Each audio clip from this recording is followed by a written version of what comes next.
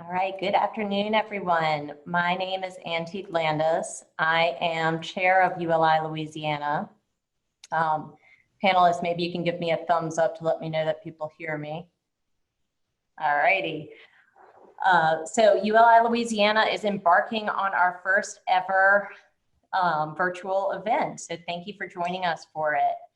The mission of Urban Land Institute is to provide leadership in the responsible land use and create and sustain thriving communities worldwide. It was founded in 1936.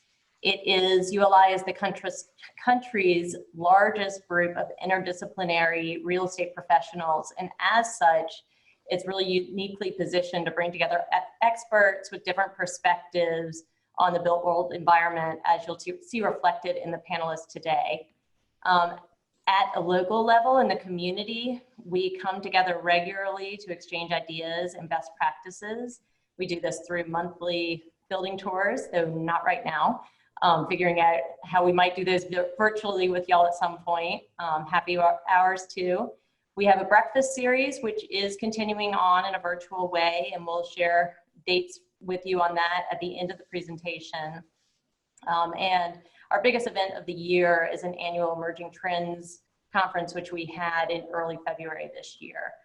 Our members are, as I said, interdisciplinary. You can see the types of members that we have listed here: developers, architects, engineers, contractors, attorneys, financial professionals, brokers, public officials, and students. And our reach is huge. It's 43,000 members worldwide, and coming up on 300 across Louisiana, where this is a statewide district council.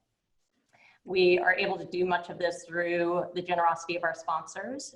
You see them listed here: our diamond sponsor, Walker & Dunlop; our emerald sponsors, the Tulane Master of Sustainable Real Estate Development Program, Iberia Bank, Hancock Whitney, Sterling Properties; and our Ruby sponsors, First Lake Properties, Corporate Realty, Domain Companies, Landis Construction, Palmisano Group, Gibbs Development, Traplin Peer Architects, and Sher Garner Cahill, Richer, Klein, and Hilbert.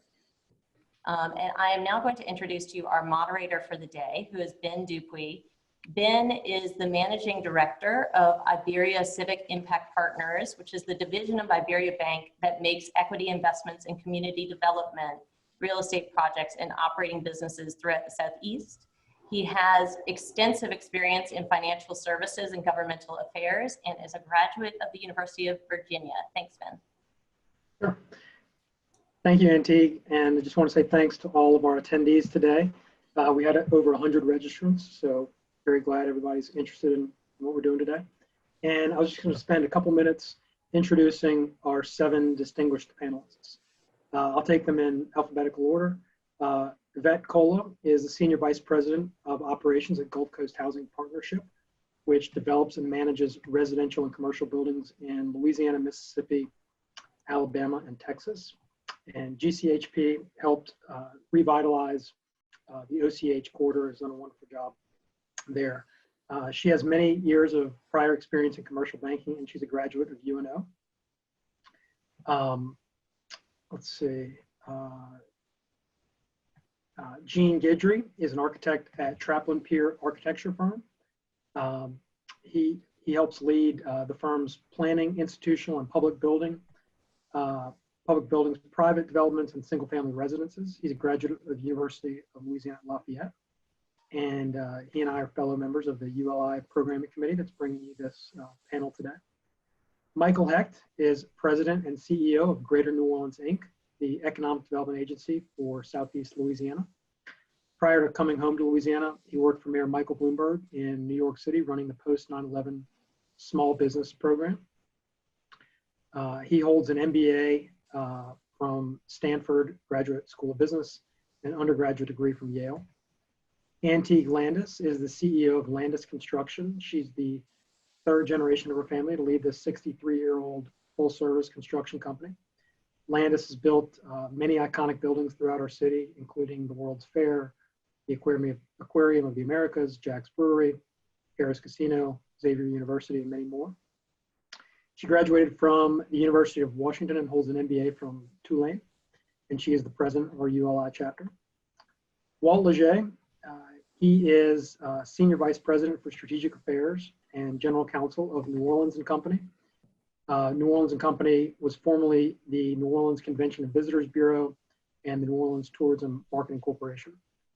He's also the very new chair of the Montreal Convention Center, which drives so much of our visitor and tourism activity in our region. Walt represented our community in the Louisiana legislature for 8 years, rising to the position of Speaker Pro Tem of the Louisiana House of Representatives. He was the youngest member to ever do that, to reach the second highest position in the House, and he's a graduate of LSU and Tulane Law School. Also from New Orleans and Company, we have Mark Romig, who is Senior Vice President and Chief Marketing Officer. He is a champion at marketing and branding New Orleans as a visitor and tourism destination. He's been doing this for many years. He's had a distinguished career in public affairs, marketing, and advertising. He also happens to be the New Orleans Saints Stadium announcer, and he's a graduate of UNO. And I believe about 5 years ago, he was named UNO's Distinguished Alumnus. And finally, we have Katie Wittry. She's the co-founder of Wittry Collective, a real estate firm that specializes in residential, mixed-use, investment, and commercial properties in historic districts of New Orleans. She's worked in the real estate industry for over 15 years as a realtor, educator, and owner. She's a graduate of Loyola, and she and I serve together on the PRC board. So that wraps up our intros, and now I'll jump into questions. The way we're going to handle questions is we have a few questions that are going to go out to all the panelists. We can take them in alphabetic order. I'll kind of help move things along.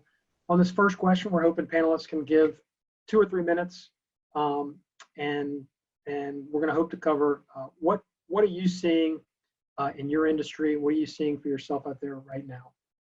So we'll start off with Yvette.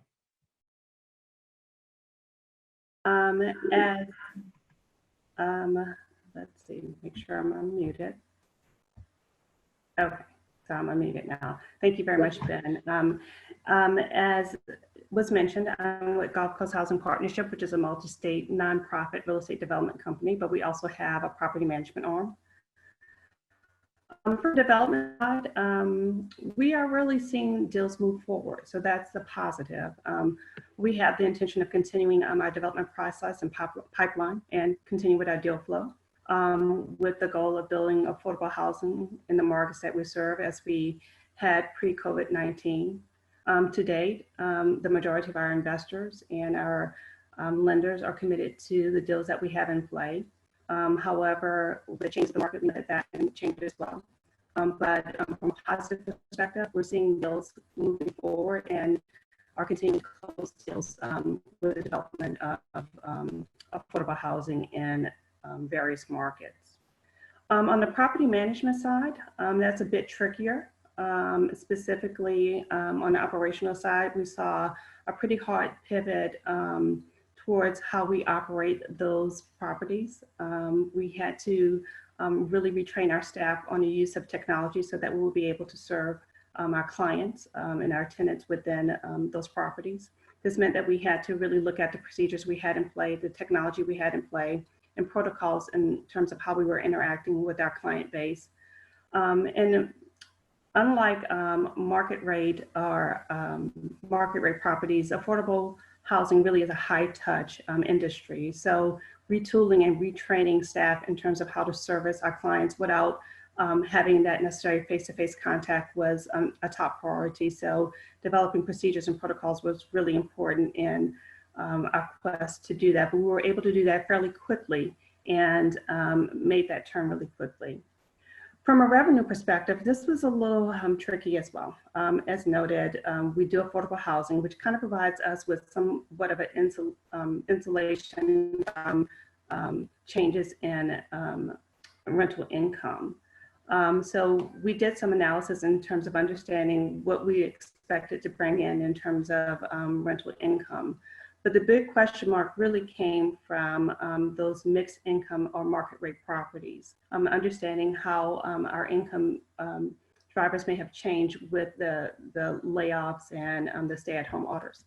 To proactively deal with that, we really started to contact our tenants early on to make sure that they were okay, and really just providing them with resources so that they will be able to meet the challenges of paying their rent, and really being fairly liberal in developing payment plans that at the end of this process, if we do believe we'll end at some point, not stuck out with really high rental payments that are due to them, and facing the prospect of how we're going to move through that process. Overall, as an organization, we really started tightening our belts early on. We assumed that this may last for a while, and with that in mind, we took steps to really slow the process hiring, and we slowed the process of providing bonuses and raises and things that would deplete our cash flow for the entire year. This allowed us to really retain the employees that we had on staff with the idea that we can do that over a longer period of time. So what I'm seeing in the market is really a shift in a dynamic of how we do business, but really the drive to continue to do business. Thank you, Yvette. And before we move on to Jean Guidry for the next, I failed to mention at the start that there's a Q&A button at the bottom of the Zoom software, and we want to encourage panelists who have questions to submit their questions there.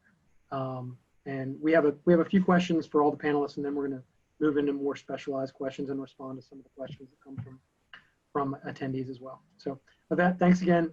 Jean, we'll move on to you for what you're seeing out there. Sure. Hello, everybody. Good afternoon. My name is Jean Guidry with Traplin PR Architects. I'm an architect working mostly in New Orleans and in this arena. And what I can tell you about the construction projects coming through our office is that for the most part, they haven't stopped. We have seen some slowing down of production on our projects, just because some subcontractor work is not as available as it was before. You know, there's limited staff is happening, and some people are just a little bit more afraid. So that's kind of slowing things down. But all of the owners that we have been working with are very aware of this and are, you know, understanding of the process and what we're going through, and everyone's being very lenient. We did have one general contractor actually stop construction for about 3 weeks, and they actually started back up on Monday. I mean, you know, every job site is different. You've got some jobs that have a lot more site, a lot more project, a lot more freedom for subs to move around and still practice social distancing. I think at the beginning of the pandemic and those early warnings for everyone to be staying at home, people were afraid of what this looks like. And you know, it felt like for me, every hour we were learning something different and something new was coming out. And it was just a really scary time. So, you know, this general contractor caught that and kind of hit the pause button, and then was able to get with his team and pause the job while the construction is still happening. You know, us as architects are still able to review submittals, and there's a lot of stuff that has to go on in the background of construction projects. So that never stopped. But he was able to put in place some control measures and reopen on this past Monday and start again. With, again, still limited sub crews, because not everyone is back and running. Not everyone is comfortable with working on construction sites, even though it is deemed an essential business. It's just not working that way. Another sector or another aspect of what we do are, you know, municipal projects on the state and local level. We have seen not much change in those. You know, the city is still interested in keeping going. Those projects that were under construction are still happening, and ones that are on the book are actually, they're more interested to start now. And we're seeing with some of our retail projects, there is a lot of hesitancy for those projects in the design phase.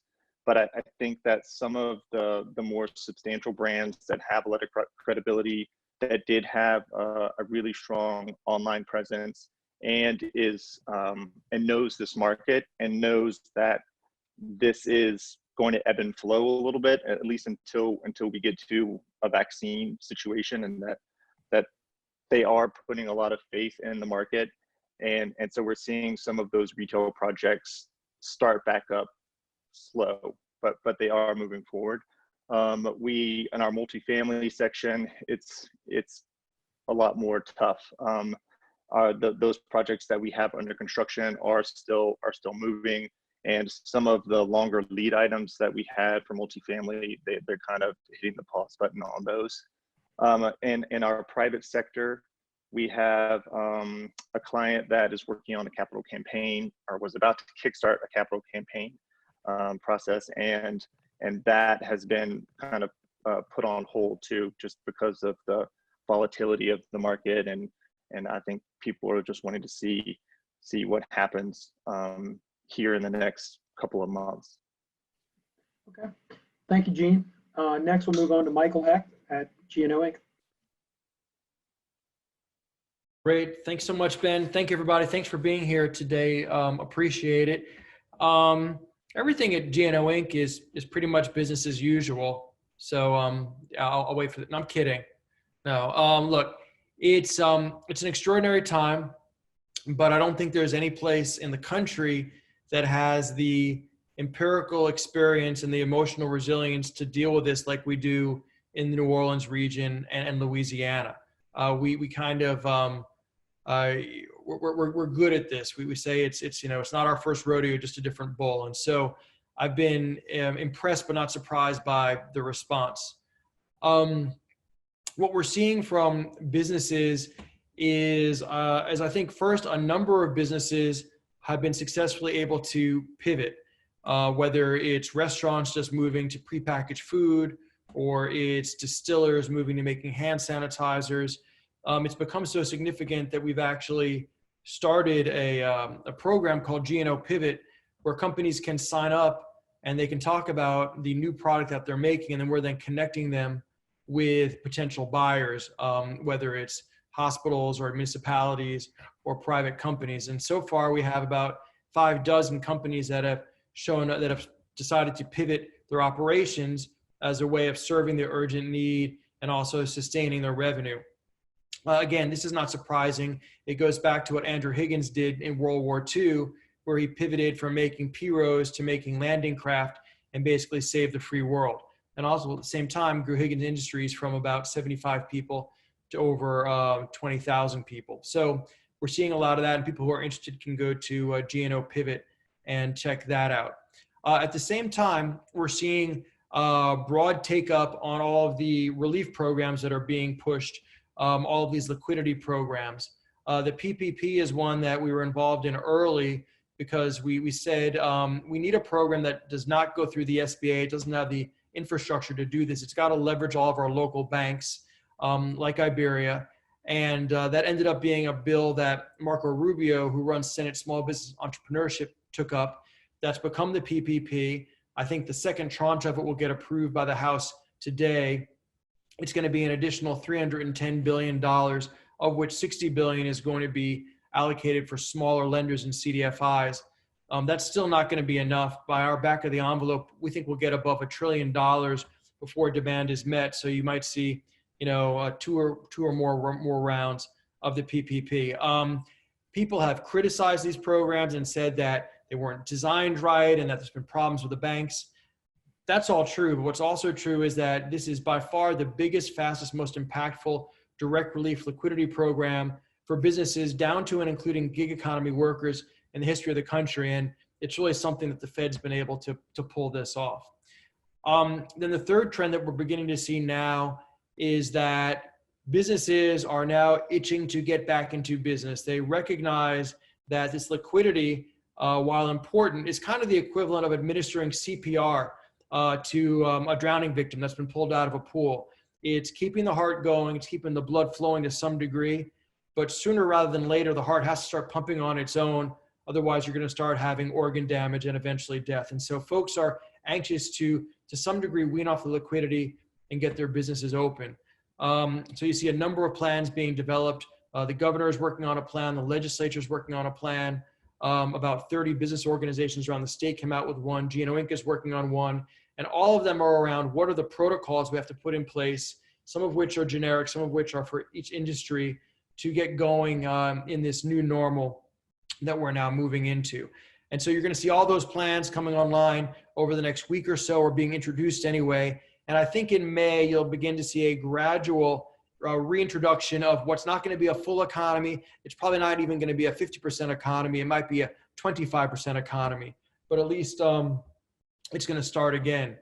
When you talk about what this is going to look like, typically you want a recovery to be a V-shaped curve. This is not going to be a V-shaped curve. So then you say, okay, well, then I want a narrow U. It's probably not going to be a narrow U. At best, it's going to be kind of a moderately wide U. Depending on how we manage the health aspect of it, it might be a W where there's another outbreak or even a sawtooth. But I think the reality is that we are going to come back. It is going to be slow. And it's going to be until we get a great therapeutic or a vaccine that we fully get back into a fully throated economy. And even that's not going to be overnight. So people are kind of beginning to reconcile the fact that this is going to be a low demand, cash flow constrained environment, over the midterm. Some businesses are actually doing fine right now, like our tech companies, but even they recognize that over time, demand might begin to slack. So there's some concern. But at the same time, there's, I think, a certain resourcefulness and optimism about the opportunities that will present on the other side. Just to give you a few that we're seeing out there. Robotics and automation is obviously going to be increasingly important going forward. You're going to see manufacturing coming back from China because people have now seen the risk in having a supply chain that's dependent on China. Analogously, you're going to see tech coming back from places like India. We talked to our tech companies, and their workers in New Orleans or the US have been able to work from home with almost no disruption.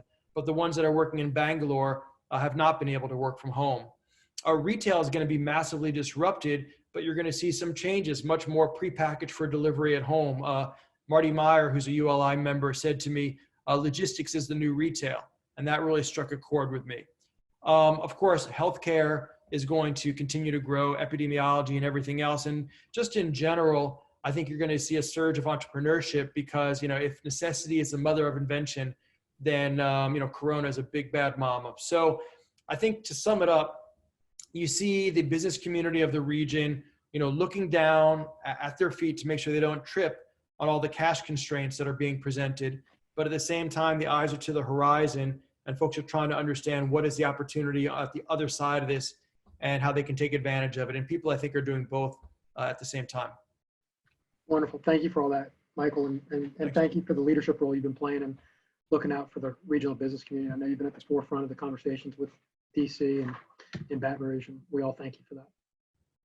So next, we're going to go to Antique Landis. All right, hello again, everyone. So construction, a lot of what you'll hear me say, it is echoing a lot of what Jean is seeing on the architecture side. Construction, it does tend to be something of a trailing indicator. We see the impact. I mean, in this case, everyone felt some impact immediately. Construction has been carrying on. It is considered an essential service. We don't happen to be the contractor who Jean was referring to, who did take a pause in their construction, but we did also decide to pause our construction for the matter of a couple of weeks. And why that ended up being a benefit to us was because it really allowed the time for teams to step back and properly reset the mood on the job sites and the safety protocols on the job sites, and quell some concerns that were kind of quietly simmering out there, but people don't want to necessarily say, I'm not comfortable being at work. So that we were hearing some people starting to say that. So when we came back to work a couple of weeks ago, I mean, there's a huge amount of commitment, and I think that's been true across the local construction industry. And it's also been really interesting to see the way that our local industry has come together in things like all deciding that as a group, we're going to support local restaurants and feed our job sites on Fridays. And so making that a coordinated effort and just feeding off each other's kind of good actions that are happening out there. In terms of the actual work, we are seeing impacts with the new health precautions being taken very seriously. We are seeing a hit to productivity. That is both because of a more limited number of workers we can have on site at a time because of needing to maintain some social distancing. And because of the time it's taking those workers who are there to do their work. The enhancements to our PPE has been hugely important to the safety of our workers, but it just is cumbersome, or more cumbersome than not having it. And so it is taking people longer, and hopefully that will improve over time as people get more accustomed to more frequently wearing latex gloves or more frequently wearing a face mask. Those are just things that it's one more encumbrance for the workers to get their job done. So it is creating some productivity delays out there. And one example of the number of workers on site for one of our jobs that would normally have had a few hundred people on site, right now we have fewer than 100 people on site, just to maintain that space between workers and keeping everyone safe and healthy. We have also begun to see some material delays, especially for things coming out of China. For instance, we have a large piece of electrical equipment, a switchgear that is needed for putting permanent power in a building, and it's delayed, we understand, a month, and it hasn't shipped yet, so it might be more. So we are starting to see more things like that come up. We've seen the postponement of bids, but not too many cancellations of bids. And so there's still a lot of work being planned out there. There are some projects that seem, just to me, not as a developer and someone on the front end of the feasibility of projects, but I question more, are our hospitality projects really going to happen? Certainly questioning the timeline of when those projects will happen, as everyone's figuring out what that looks like in the long term. On the other hand, there are some projects that have been a little bit accelerated. And so in particular, road work, right now there are fewer people on the roads. It's a great time for DOTD to get some stuff done.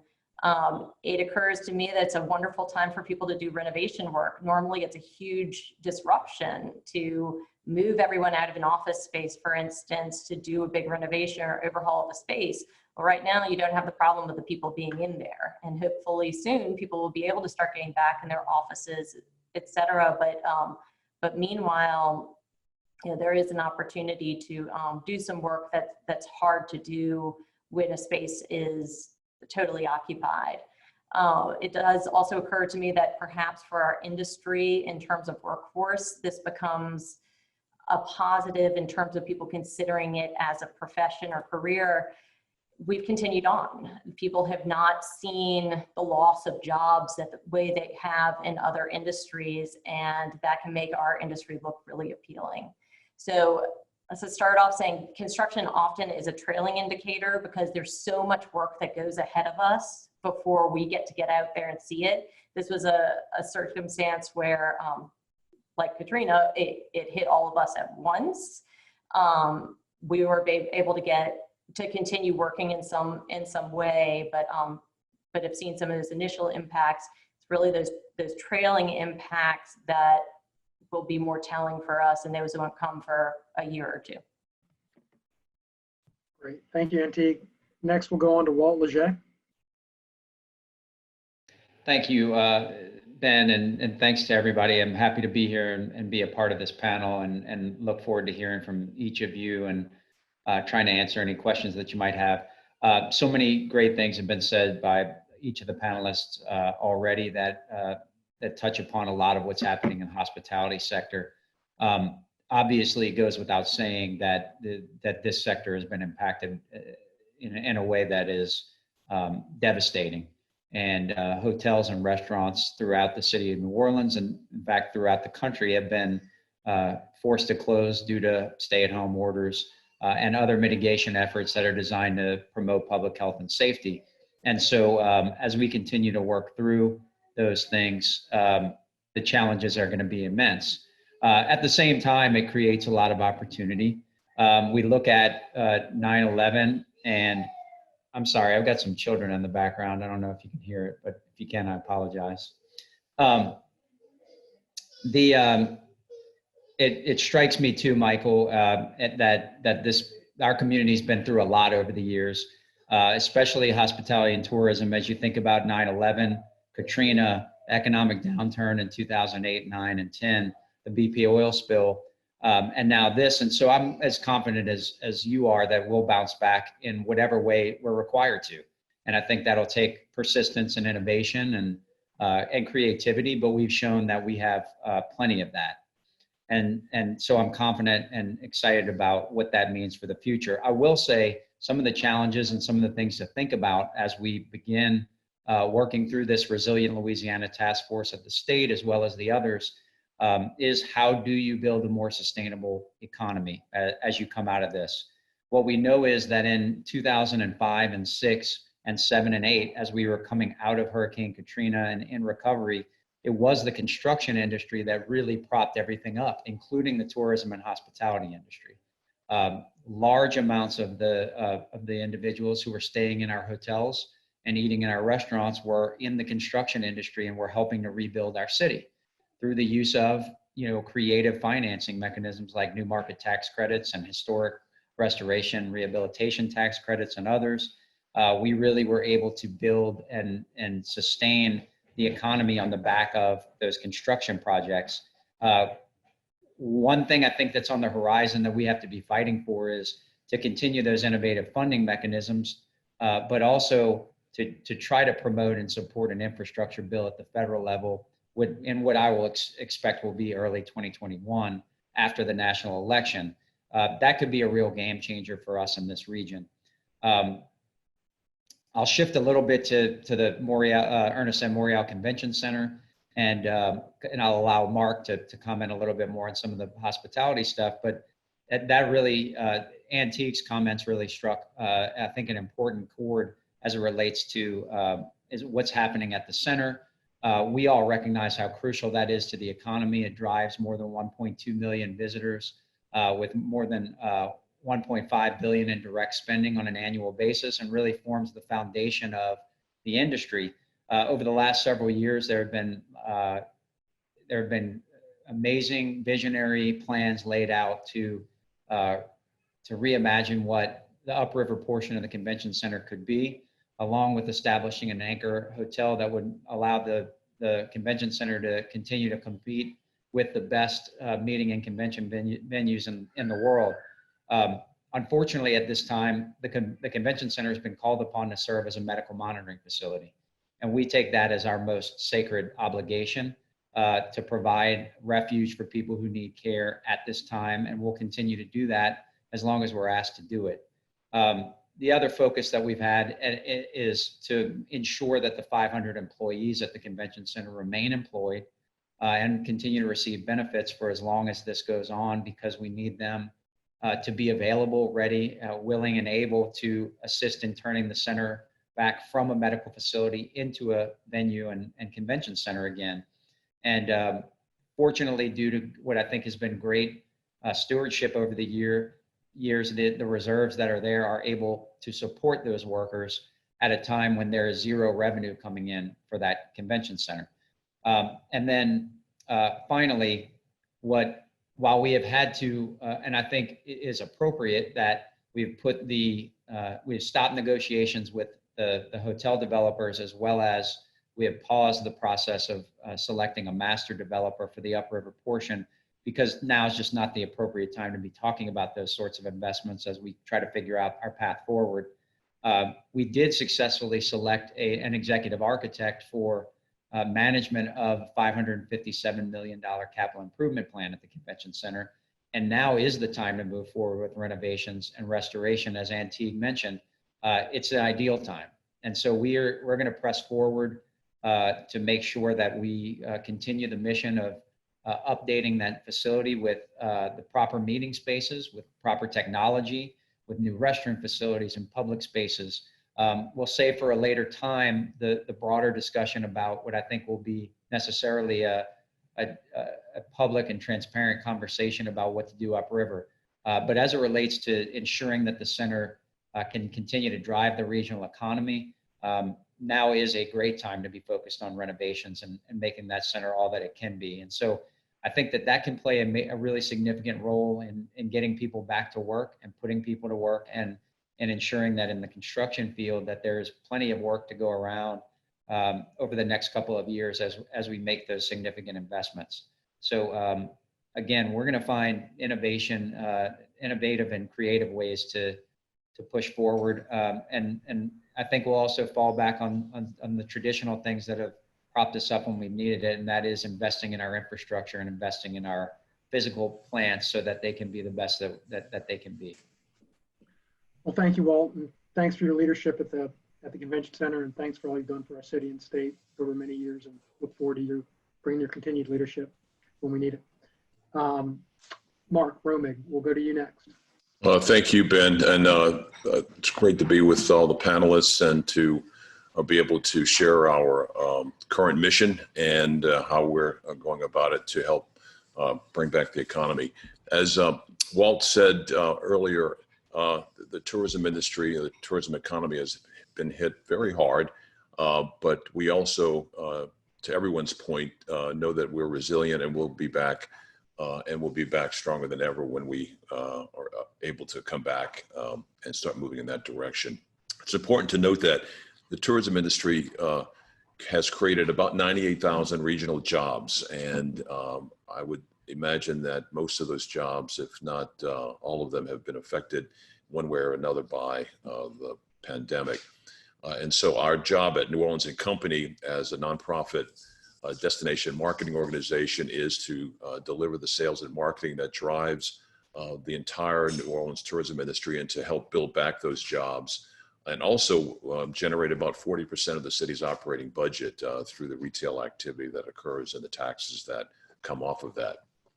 It's been said recently at several press conferences how important it is for us to get those retail sales back when it's appropriate and when it's safe. And I think that is the overriding guide that we're all working to, and that is to do this appropriately and safely to ensure the health of everyone. It's a fluid situation, and I think everybody is dealing with it as best as we can. Very interesting anecdote, or let's just call it a fact at this point, because the airport will normally see between 16, 18,000 passengers each day, upwards to maybe a peak of 26 or 27,000 passengers. It's not unusual for the airport to be seeing about 400 or 500 passengers a day now. That speaks directly to what's happening at the airport as it relates to people coming in. And most people who are flying in or out now are having to do so for a personal family issue, or to make a visit that they have to make. So it'll be somewhat of a long haul to get that back, and that's just a piece of the overall economy. Our focus right now is to prepare for that ultimate launch. We see it happening in a phased approach. As Michael said earlier, as these organizations start standing up their opportunities once they're given the signal to do so, what does that look like? From our standpoint, it most likely will be what we call a micro marketing approach, where people who are comfortable driving into New Orleans with their close friends and family, hopefully helping us stand up our restaurants again, and as attractions come online that follow the whatever protocols that are going to be deemed necessary. About 50% of our hotels are not operating now, other than keeping the air conditioning and lights on, standing those back up over a period of time, and again driving those jobs back into the queue and to get that activity back. But it's important now. What we're doing is keeping our social media alive. We have a number of social media channels. We want to keep New Orleans content fresh and in the eyes of our consumers, who we want to have back here as soon as we can get them back here safely. So our team, even though we've been hit pretty hard, we've had a number of important team members have to leave us because of layoffs. Our revenue has been struck down in a big way. So we've got basically a core team now that we're going to work with to get us back into a situation where we can help in a healthy way market the city and bring that spending back into our community. The interesting thing is, unlike Katrina or the BP oil spill, where it just affected our part of the country, and everyone came to our rescue. Everyone's having to rescue themselves, and so I think we all are in agreement that we've got the best team in our community, in our region, to make that happen. And again, we've been through a lot of things together, and we'll get through this together as well. Great. Well, thank you, Mark. I'm glad we got you and Walt at New Orleans and Company. Where whole communities depending on you guys to help us come back when we can. Next, we'll go to Katie Wittry. Good afternoon, everyone. Thank you all system leaders for all your leadership and your grit. I am going to be speaking from a perspective of residential real estate through those lens, and basically in the historic neighborhoods of New Orleans where you'd be able to qualify for a tax credit. That's where my data points will be also coming from basically Algiers Point to Gentilly, from the Bywater to Mid-City Carrollton. I will not focus on French Quarter and CBD because they have their own data. And, you know, what we know is that real estate was an essential business and still is, and that we in fact, you know, usually only deal with the 10 layers of real estate. There's about 10 people in the transaction. So we are not necessarily surrounded by a lot of people, but we actually are a huge part of the economy in order to get things going. So once we found out we were an essential business, we went ahead and were told that the clerk of courts was going to be open, because if we can't transfer property, then in fact we can't actually do any of the other layers that go into real estate. I want to be able to talk about leap year this year. You know, we had low unemployment, the national housing market was stable, and actually in most markets they had an inventory shortage, and the stock market was at a record highs. In the New Orleans market, we were considered a neutral market. There wasn't necessarily an advantage for the buyer or seller. I also call it as a sideways market. Our in-migration and our out-migration had actually plateaued. We did have job growth. Thank you, Walt and G&O Inc. for bringing the tech, you know, to New Orleans. We had new industries, but there was really sort of this plateau in negotiations. And so in order to fast forward, my whole KPI is, where is the state of housing on March 15th? And to give some reference, we have our COVID impact report on numbers of showings. And so on Mardi Gras Day of this year, February 25th, we had 0 showings. On March 16th, we had 0 showings. So it was really interesting for me to look at that data. 3 weeks ago, we had 45% less than we had, you know, a year ago last year. Then it went to 40%. And this week alone, it's at 28% of showings from different, from this time last year. Also, just to give a snapshot in time, because I'm looking at the market and saying, okay, what's happened sort of like after Katrina, what happened after, you know, August 28th. So what happened on March 15th, and between March 15th and April 16th in 2019, there were 198 homes pending in those neighborhoods that I discussed.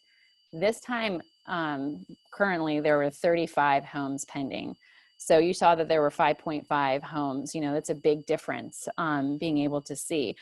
I think after being a seller's market for 10 years after Katrina and then going into a neutral market, we're definitely shifting into a buyer's market. And I see that there's going to be 2 phases here. The real estate market has definitely adapted the way that we show property with virtual tours, and the way that, you know, social distancing with masks and gloves, and, you know, agents going and actually opening houses and then making sure that, you know, people go in, and then we'll go ahead and shut down everything.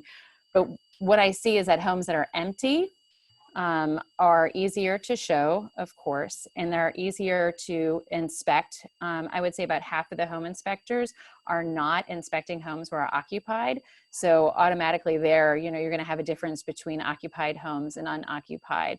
And then I think we're going to have a repricing opportunity. So as we shift into a buyer's market, you know, I see that there's going to be opportunity for people who have employment confidence. So I'm automatically seeing people in healthcare, education, tech, delivery services, pharmacies, and groceries. They are out actively looking. And so if you have a buyer looking right now, they are very serious. But, you know, hospitality, oil and gas, and small retail, which is, you know, a lot of the CBD and French Quarter, we're going to see some really dramatic market shifts there. And so sellers, it doesn't mean not to sell your property, but I think when you're looking at your goal, your target, and your bottom line, you may want to be focusing more on your target instead of your bottom line, or instead of your goal. I think within the next, 6 to 18 months, we're really going to see how the market actually shifts.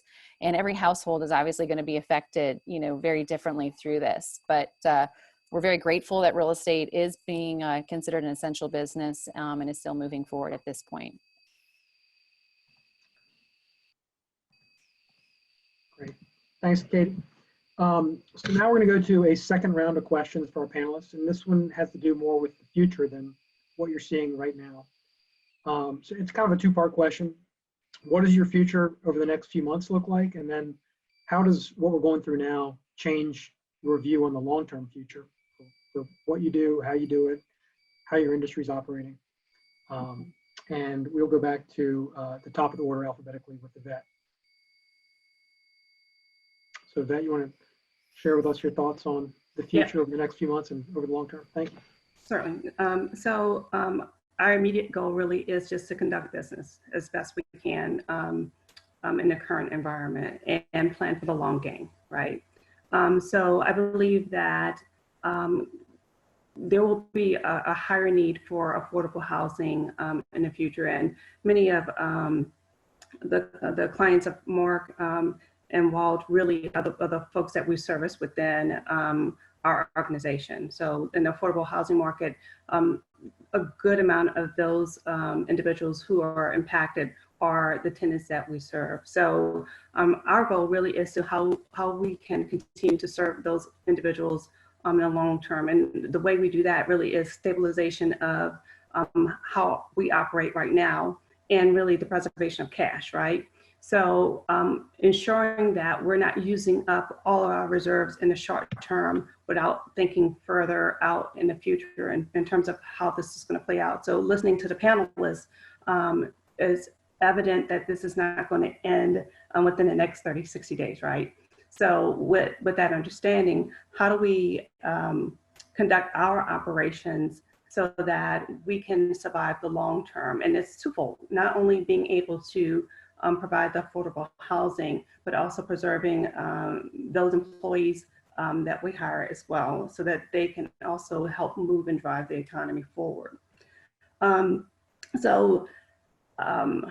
One of the things we really have to do is assume that the future is now, and how we're operating currently is we'll have to do probably a little bit more efficiently in the future. So making sure that we have the technology and resources so that we can connect with our clientele and make sure that they have the ability and are comfortable connecting with us. So that's a huge challenge. And as mentioned earlier, we had to pivot pretty quickly because of the type of services we provided. The technology was there, but it was not fully utilized.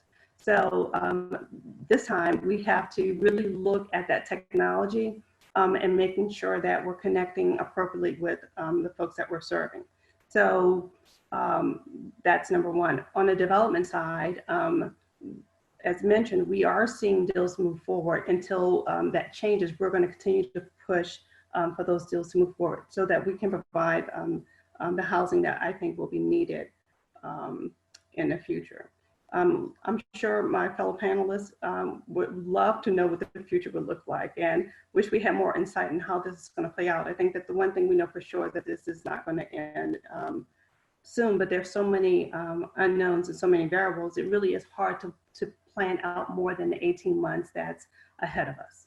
And so I think the best that we can do right now is take the perspective of this is how we need to operate, and ensuring that we have, again, like I said, the cash reserves to make sure that we can do that going forward.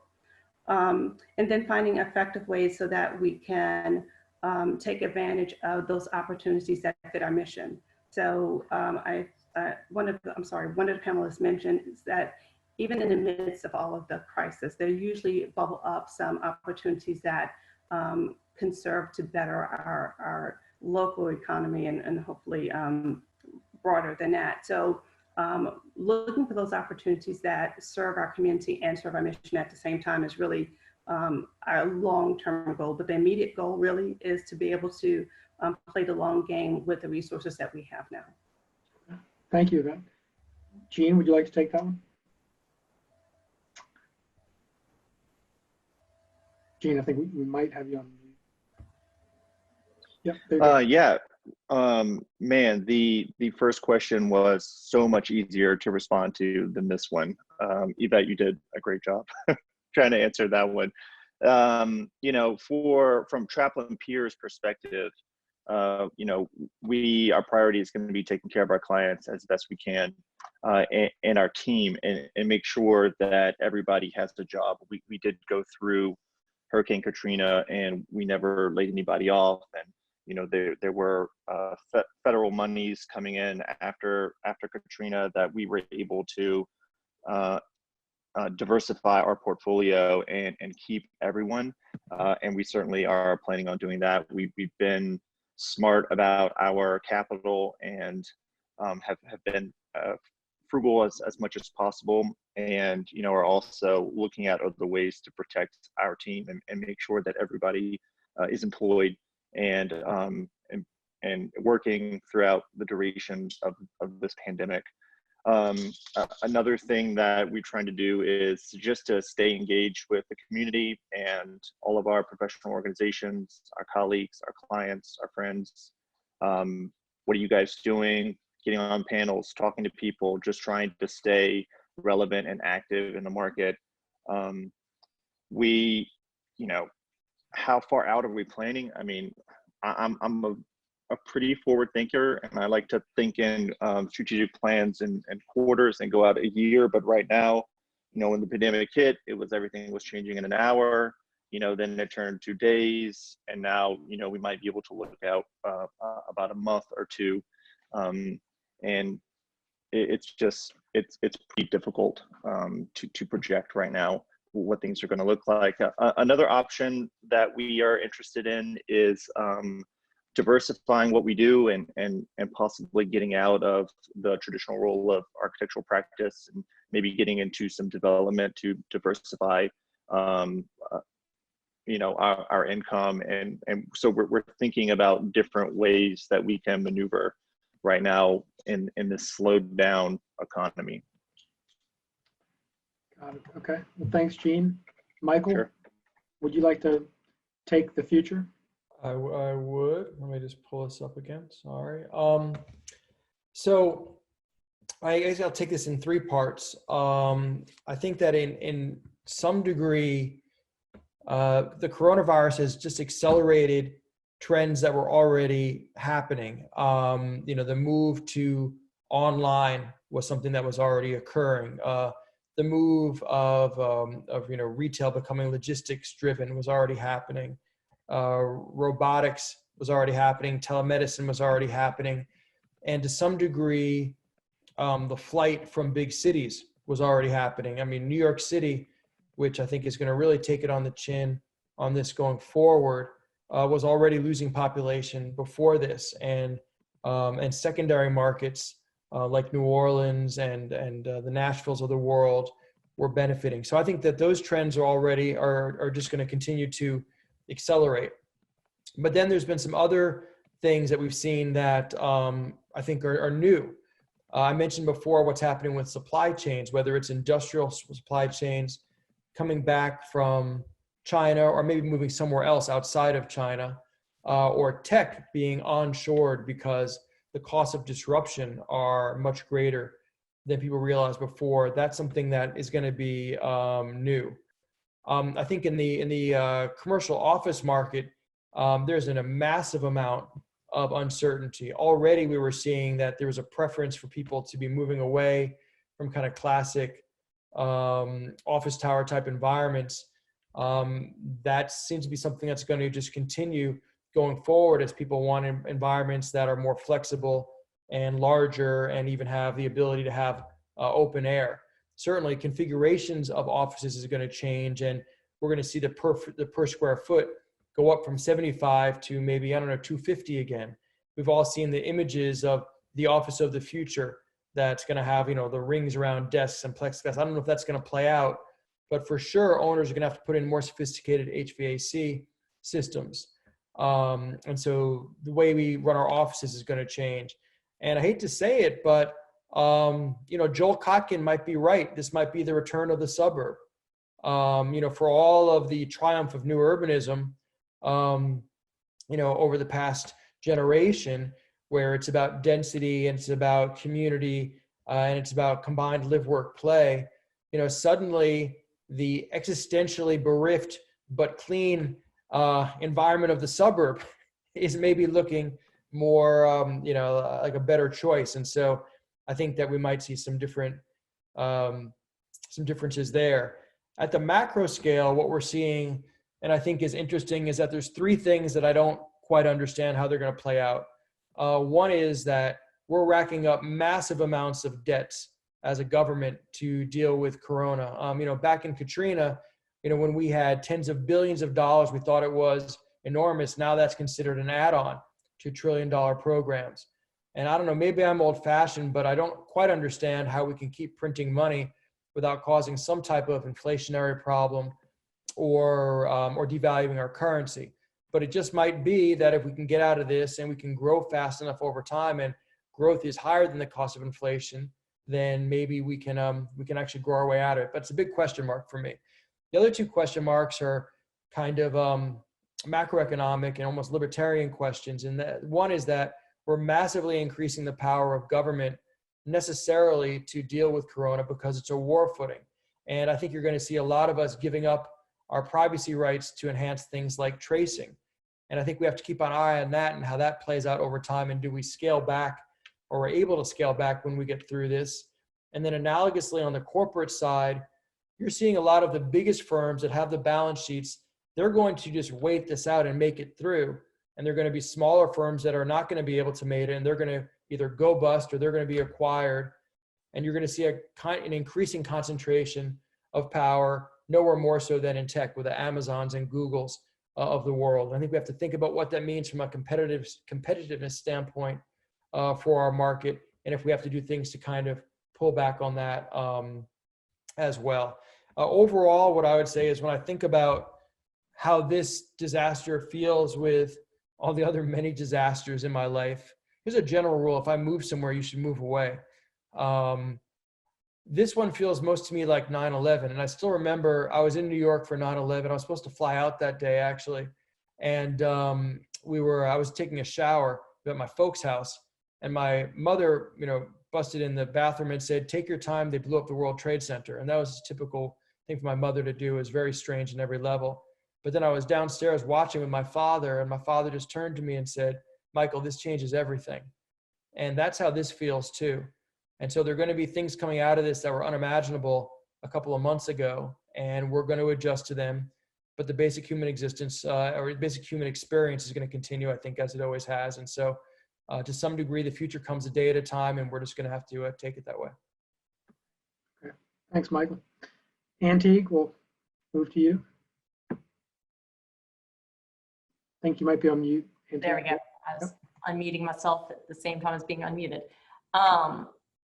Where Michael ended right there about every day, the future looks a little different. On our construction sites, on a day-to-day basis, what we're looking at is how to problem solve through our productivity barriers. So fortunately, problem solving is something that as general contractors, we're always tasked to do. We're building all these unique buildings and all these different environments, be it in the middle of the French Quarter where you're worried about the historic structures next door as well as the one you're worried about, or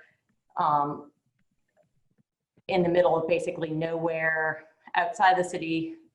It varies so dramatically, not only with the building itself, but the circumstances in which you are building.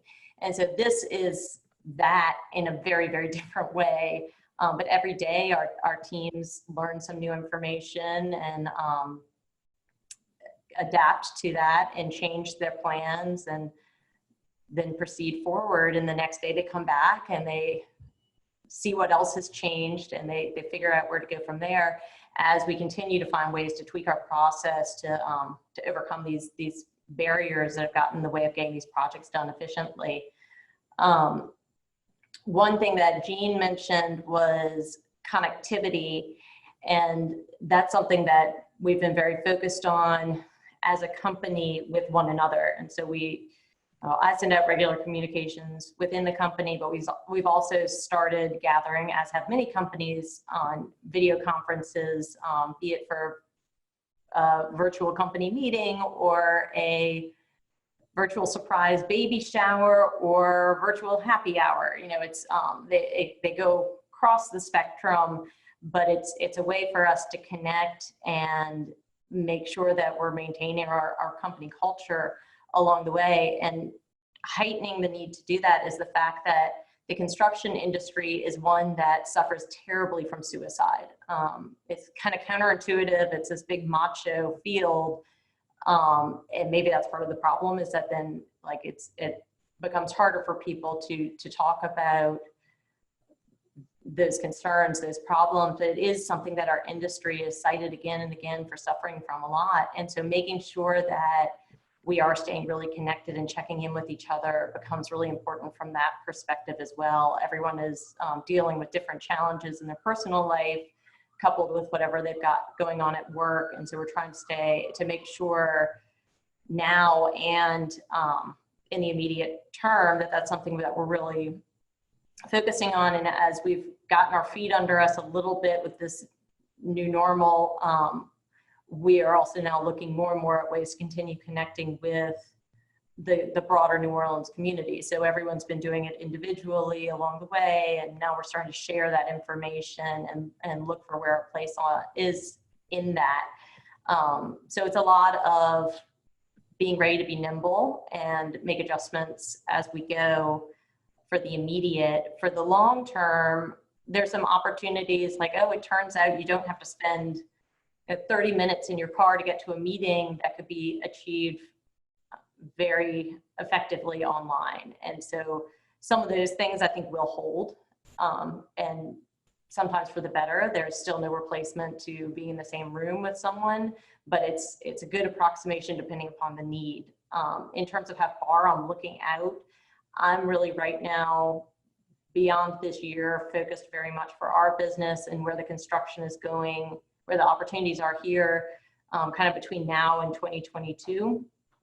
And as we get towards the point of a vaccine and timelines start being more clear, it'll become easier to look further out. And then of course, in thinking about those years and seeing what backlog opportunities are there, always doing it in a way that it has an expectation of needing to continue pivoting and moving forward and establishing good practices that play forward.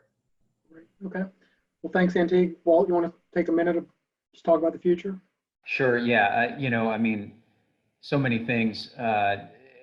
Again, I think it's a time of great opportunity and creativity. Michael commented that, maybe he was a little old fashioned. He didn't think we could keep printing money. I think maybe this event is going to speak to the fact that we might not be handling money anymore in the future. It's another one of those trends that was already on its way. I won't forget the first time I went to a football game with my cell phone, and that was my ticket as opposed to having a ticket. It was a really uneasy feeling, but I think that we're all going to get used to ticketless events, contactless exchanges, a lot more people paying with cell phones and not paying with dollar bills. I think those things are going to play very interesting roles in how we open up the Superdome and the Smoothie King Center for sporting events in the future. And I think that how we're going to open up the Audubon Zoo or the aquarium or any of the other cultural assets that we have.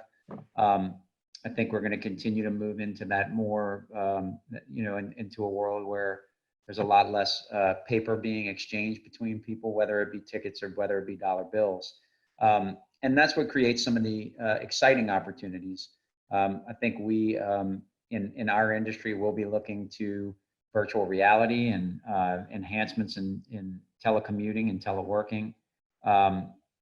It'll be interesting to see what happens in university life. the impact that's happened to higher education as it relates to so many students suddenly really fully engaging in distance learning. The same with our K through 12 system for that matter. And a lot of those things create and highlight so much of the uncertainty and why it makes it so difficult to project ahead. What our team immediately started doing internally was understanding that March and April and May business in the city as it related to conventions and meetings was going to become complicated and difficult. We immediately started contacting customers about repositioning and rebooking those events for September, October, and November. Unfortunately, now there are questions as to whether or not September, October, and November will be the appropriate time for those events to move forward. We certainly hope so. And we're working day in and day out with our membership in various tiers: hotels, restaurants, accommodations, and museums, and cultural attractions, as well as venues like the Superdome and the Convention Center, about developing best practices for promoting public health and also promoting social distancing, and hopeful that we can begin to transition into some sort of a new normal. But certainly at this point, our team is now rebooking business for the beginning of 2021 as people continue to contact us. Interestingly, we still have an event scheduled to be at the Convention Center in June with a group of molecular biologists. They're the one group that has not canceled their meeting in June.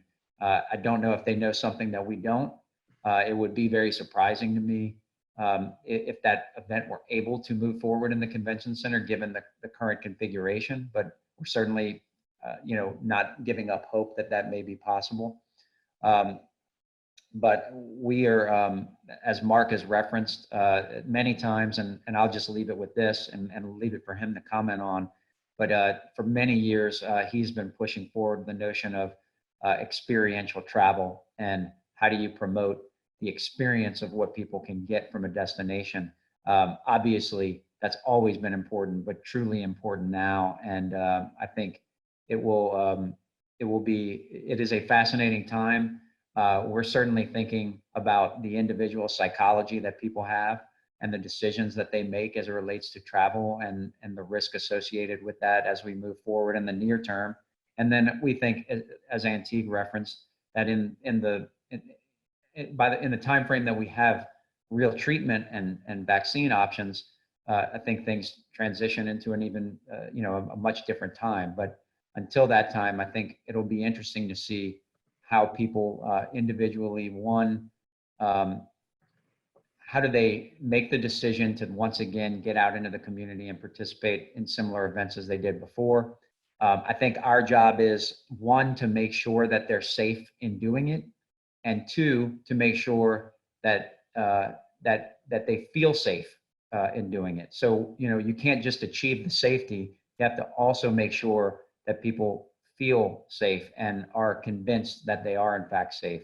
So it's really, I think, a dual purpose there, and an interesting challenge to have. So I think we look forward to it, and we'll tackle it and we'll push through it. Thanks, Walt. All good points there.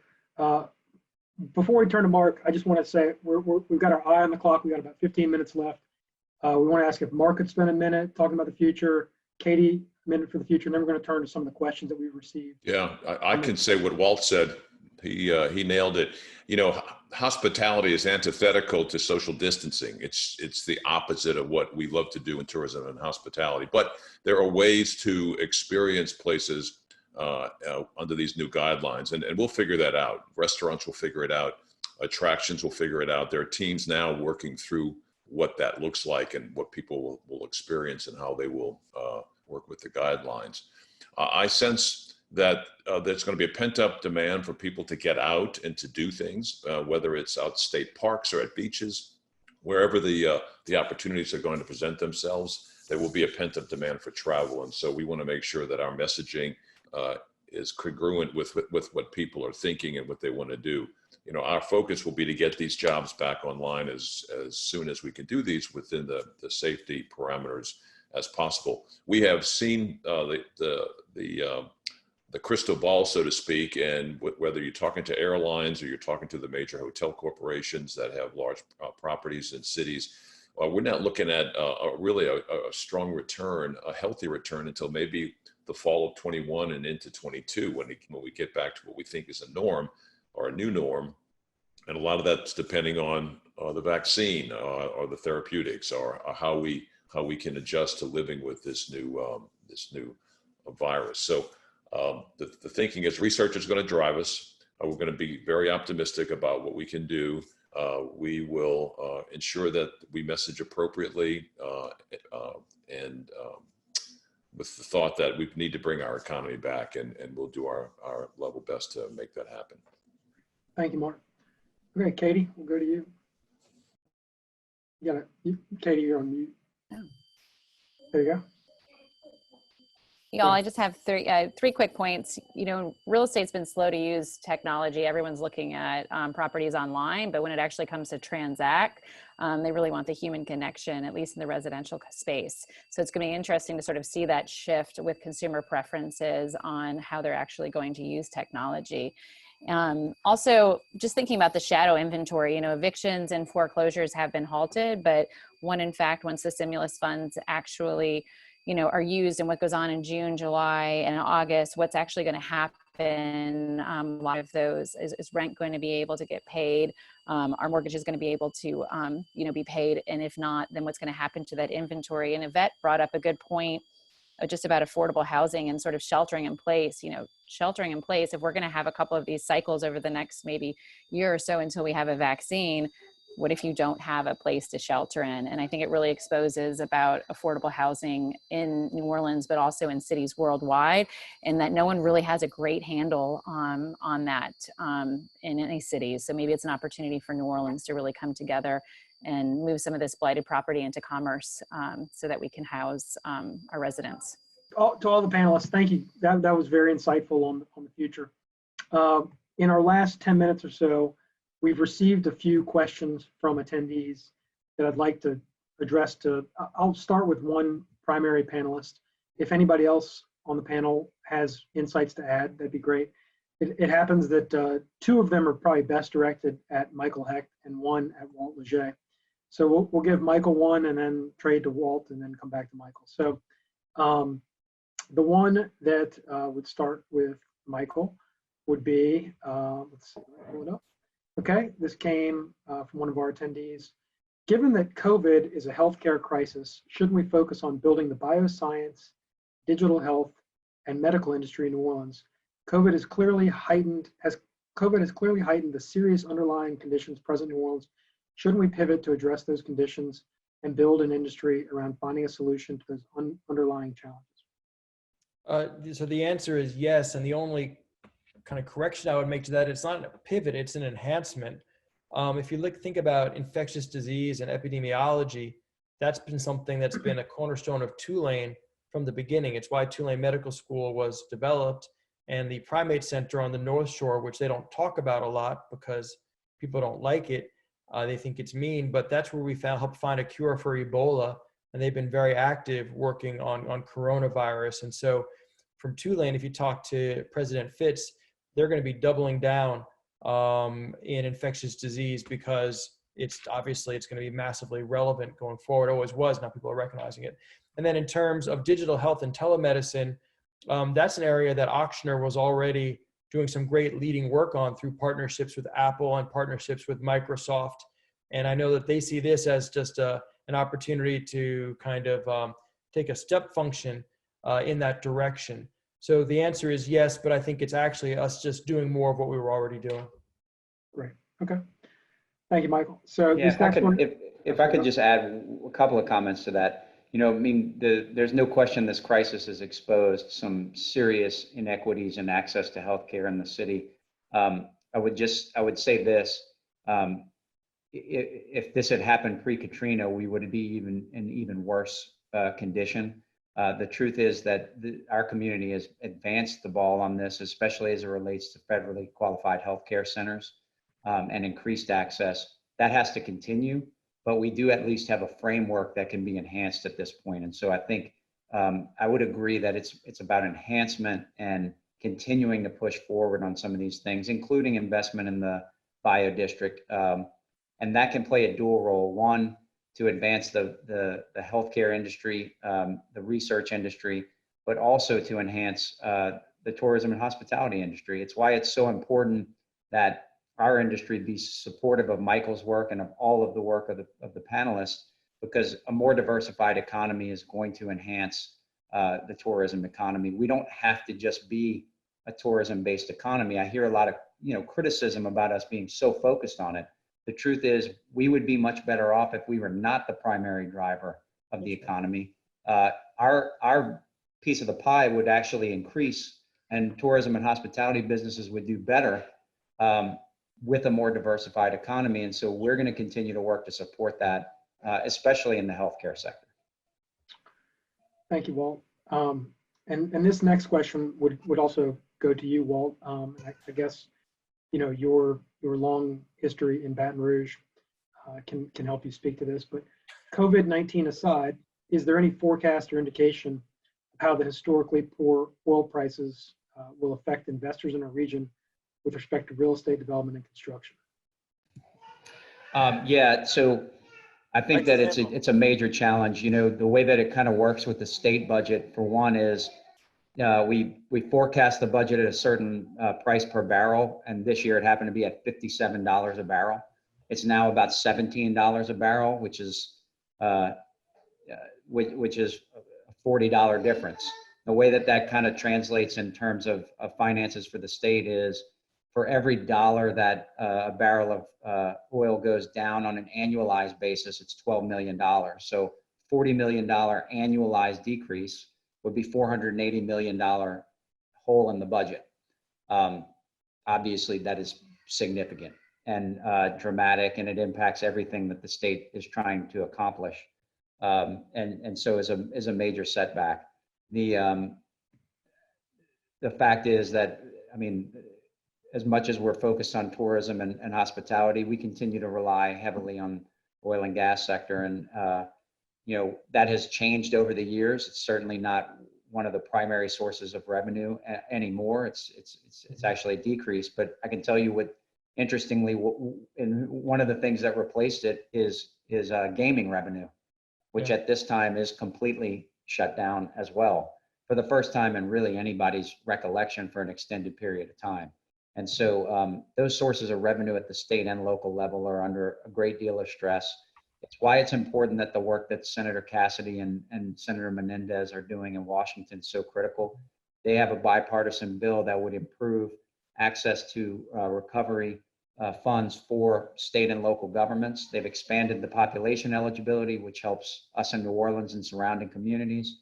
They have made two of the most important criteria for how you access the funds, both the level of impact of COVID on your community on a per capita basis, and also the loss of revenue of those communities. And so New Orleans and Louisiana will be high on those lists. And so I think anyone on this call that can be supportive of those efforts in their national organizations, and as they speak to our leadership in Washington, should be. It's a reasonable approach, puts us in a good position to assist with recovery, both in New Orleans and at the state level. And is going to be desperately needed as we try to be innovative in creating a more diverse and resilient economy. Thank you, Walt. Okay, so our next question would go to Michael Hecht. And if anybody else on the panel wants to add to it after Michael answers, please do. So Michael, do you foresee a shift toward manufacturing as a whole in the country? And is the greater New Orleans area primed to make that shift? So I think I addressed this. The answer is yes, and the answer is yes.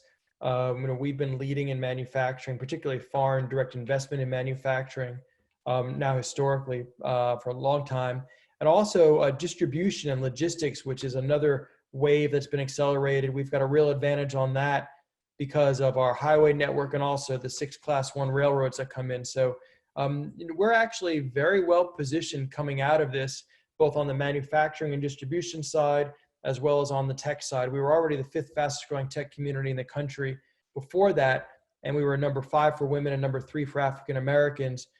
There's a huge opportunity all around for us. We just have to kind of get there as a community. And Michael, you'll be glad to know I see Tara Hernandez is one of our attendees. She can't speak up now, but I know she's got some. Can I speak for Tara? Please. Let me try. One of our favorite initiatives is one that Tara leads, which is our New Orleans Music Economy Initiative. The tagline is "Making Music Make Money," and that's about building the business of music here in New Orleans. And now with online streaming and digital IP, it's a real opportunity for us to leapfrog Nashville, which owned the current or the past version of the music industry. Now New Orleans can lead it going forward, and we can not only have the musicians, but all the business that supports it. So keep your eye. We just got our website, nolamusic.biz. It's happening. Watch out. Well, as we all know, Tara's a very busy person. I thought you were going to talk about her initiative on value-added manufacturing along Port Property in New Orleans East. All right, okay, 30 seconds more for Tara. One is that there is a fundraiser this weekend, Band Together. You should Google it or go to the Facebook page, Band Together. It's basically a virtual jazz fest that has been put together by Tara, Band Together, to support our musicians. And then our value-added manufacturing effort, which was a GNO AMP, resulted in the building of the Scale workspace on the formerly known as Lee Circle. And some of those companies like Entrescan have been the companies building the 3D models to create PPE for our hospitals through this crisis. Those models are now being downloaded around the world. So that all came out of the advanced manufacturing effort. Wonderful. Okay, well, I want to thank all the panelists and all our attendees. We had over 100 attendees throughout the panel. Got a lot of great questions, a lot of great content from folks.